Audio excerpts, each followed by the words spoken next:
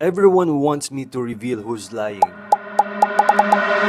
Lately, ang dami ko natatanggap na comments at messages na sinasabing, ako daw yung dapat nasa Senate, ikaw yung dapat magturo kung sinong nagsisinungaling, ikaw yung dapat maging witness sa impeachment.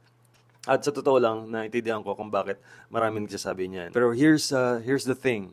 Bilang isang mentalist, hindi ko trabaho ang sabihin kung sino ang guilty at kung sino ang nagsisinungaling. At kung may isang bagay akong natutunan after years of performing mentalism, it's this. People are too complex to judge by a single gesture. Pero pwede kitang turuan ngayon kung paano maging mahusay bumasa ng tao.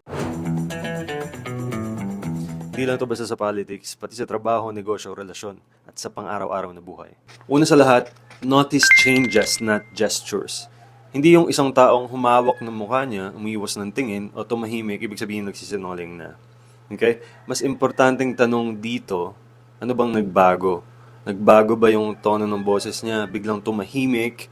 Biglang naging defensive? Pangalawa, watch actions more than words.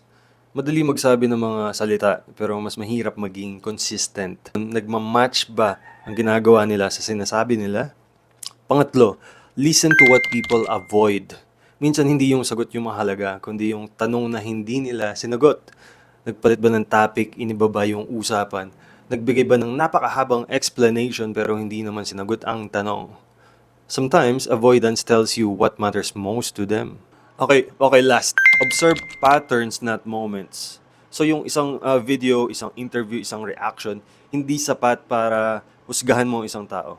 Pero kapag paulit-ulit na yung parehong behavior, doon nagsisimulang lumabas ang pattern.